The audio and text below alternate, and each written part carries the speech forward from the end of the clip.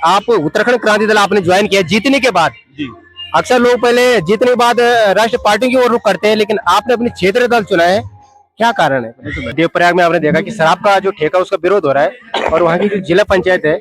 उन्होंने इसके विरोध में जो है कहा कि अगर कार्रवाई नहीं होगी तो अपना जो जिला पंचायत का जो पद राष्ट्रीय पार्टी की ओर रुख करते हैं। ये क्या विकल्प कुछ ऐसा माहौल तैयार कर देते हैं या उनकी मजबूरी हो जाती है ऐसे जुड़? अपने क्षेत्र को लेकर पहली क्या प्राथमिकता रहेगी आपकी कि आप इस क्षेत्र में इस तरह का कोई कार्य करें जिससे लोग संतुष्ट भी हो और जो लोगों की जरूरतें भी है। नमस्कार, बहुत बहुत स्वागत है आप सभी दर्शकों का। घनसाली विधानसभा के नैलचामी पट्टी में मैं इस वक्त मौजूद हूं और मेरे साथ है इस वक्त यहाँ के जिला पंचायत सदस्य, बहुत ही युवा, और इनकी बोली और भाषा जो है युवाओं को अपनी ओर ज्यादा आकर्षित कर रही है। और परेश सर, आपका बहुत बहुत स्वागत है।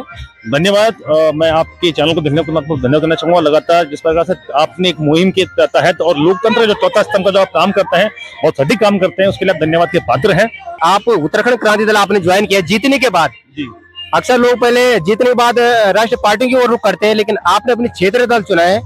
क्या कारण है? देखिए, राष्ट्रीय दल में जा सकता था, मगर जिस व्यक्ति के अंदर सेवा और संघर्ष की भावना हो तो वो उत्तराखंड क्रांति दल ज्वाइन करेगा, क्योंकि उत्तराखंड क्रांति दल एक हमें ये सीख देता है कि सेवा और संघर्ष की भावना करने वाले व्यक्ति ही उत्तराखंड क्रांति दल ज्वाइन करेगा और तभी जाकर वो व्यक्ति की सेवा कर सकता है। सेवा भाव की आपने बात की है, अभी 2027 चुनाव भी आने वाले हैं। क्या रुझान लग रहा है अभी घनसाली विधानसभा में उत्तराखंड क्षेत्र दल की ओर? देखिए, आज उत्तराखंड क्रांति दल का जो माहौल बन चुका है, आप घनसाली की नहीं, मैं तमाम उत्तराखंड की बात कर रहा हूं, क्योंकि आज आप देख रहे जो मातृशक्ति है, जो युवा है, जो यूथ है, वो उनको पता चल चुका है कि राष्ट्रीय दलों ने क्या क्या क्या नहीं किया। मैं किसी के ऊपर टिप्पणी नहीं करूंगा, मगर आप एक चीज देख सकते हैं कि पिछले 25-26 साल इस राज्य को पृथक बना हुआ हो चुका है, मगर आज भी जिस प्रकार से आप देखते हैं घनसाली में बदहाल स्वास्थ्य सुविधा, लक्षण व्यवस्थाओं के कारण लगातार जो मातृशक्ति जो प्रसूता बहनों ने जो अपनी जान गंवाई, यह आपके सामने सबसे बड़ा प्रमाण है कि हमारे साथ पिछले 26 सालों में उत्तराखंड राज्य बनने के बाद घनसाली विधानसभा क्षेत्र में जो भी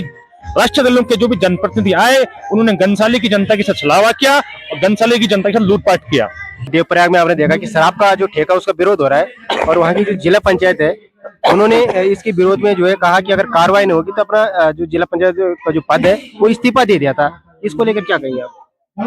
देखिए, वो इस्तीफा के बाद अगर आपने कहीं भी मेरी एक वीडियो देखी होगी, तो मैंने भी बहन जो पुष्पा रावत जी है उसके उनके पक्ष में एक वीडियो मैंने जारी की थी, और हमारे पिछले सदन में मैंने कहा था कि यदि बहन पुष्पा रावत एक मातृशक्ति, अगर यदि मातृशक्ति की बात सरकार नहीं मानती है, जहां मातृशक्ति का सम्मान नहीं है, तो वहां हम जैसे लोग भी खड़े नहीं हो सकते, मगर जहां मातृशक्ति का सम्मान की बात हो वहां हम खड़े हो सकते हैं। इसी के लिए हमने उप जिलाधिकारी जो हमारे वहां के थे या अन्य जो हमारे जिला के जो बड़े जो मुख्य अधिकारी, उनसे हमने कहा कि आप जो है जहां अगर महिला सम्मान की बात है, आप महिला सम्मान के लिए कुछ न कुछ उसमें उचित कार्रवाई कीजिए, उचित कदम लीजिए, अन्यथा हमें भी मजबूरन उस बहन के साथ खड़ा होना पड़ेगा। लेकिन मैं पूछना चाहूंगा आपसे कि घनसाली विधानसभा को लेकर क्या दृष्टि है उत्तराखंड क्रांति दल? देखिए, घनसाली विधानसभा में आपको एक चीज क्लियर कर रहा हूं कि देखो, जो मेन यूथ है, यूथ और मातृशक्ति, जिनको पता है कि आज हमें उत्तराखंड क्रांति दल की आवश्यकता है, क्योंकि यह वह दल है जिस दल ने उत्तराखंड राज्य को उसकी पहचान दी,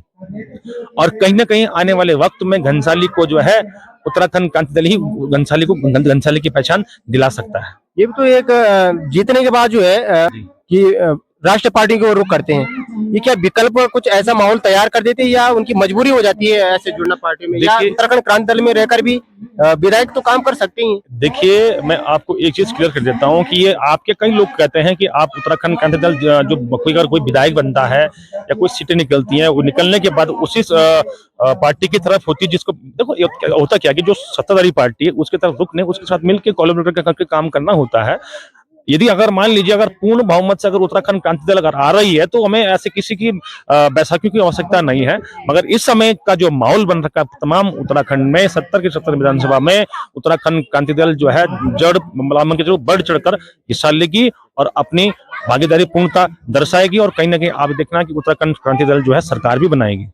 अपने क्षेत्र को लेकर पहले क्या प्राथमिकता रहेगी आपकी कि आप इस क्षेत्र में इस तरह का कोई कार्य करें जिससे लोग संतुष्ट भी हो और जो लोगों की जरूरतें भी है। देखिए, आप शिक्षा, स्वास्थ्य और रोजगार, जो सबसे सबसे बड़ा मुद्दा आज घंसाली बन रहा है। शिक्षा और स्वास्थ्य अगर अच्छा बन जाए तो पलायन में लोग करना बंद कर देंगे। आप बात करें रोजगार की मैं अगर बात करता हूँ, हमारे घंसाली के जो पिछले 26 सालों में जो घंसाली के जो जनप्रतिनिधि थे, वो कहते हैं कि हम तो डबल इंजन की सरकार रही, सब लोग जो भी इंजन, सबके पास सरकार थी,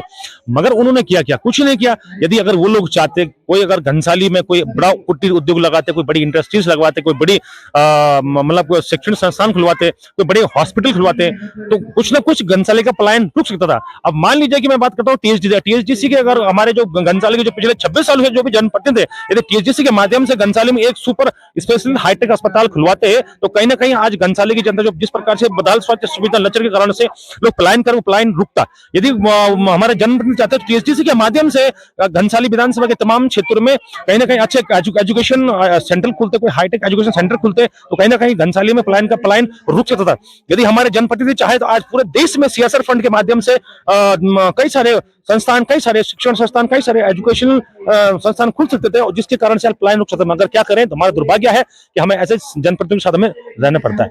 आपने अपनी तरफ से अपने क्षेत्र को लेकर या अपने विधानसभा को लेकर कोई नीतियां बनाई हो जिससे कि आपने केंद्र दल को भेजी हो, दी हो कि हमारे क्षेत्र में इस तरह की नीतियां बन सकती है और इस पे कार्य हो सकता है बेहतर। देखो, हम लोग हर समय हम लोग देते हैं अपने हमारे जो केंद्र में सरकार हम देते हैं कि भाई हमें ऐसा हम लोग देते हैं कि प्लेटफॉर्म बना के देते हैं, एक ग्रास रूट बना के देते हैं कि आप इसमें ये अगर ये होता है, वर्क प्लान बना के देते हैं, मगर होता क्या है, कहीं ना कहीं हमारी बात को अनसुनी किया जाता है और वो बात वहीं की में रह जाती है।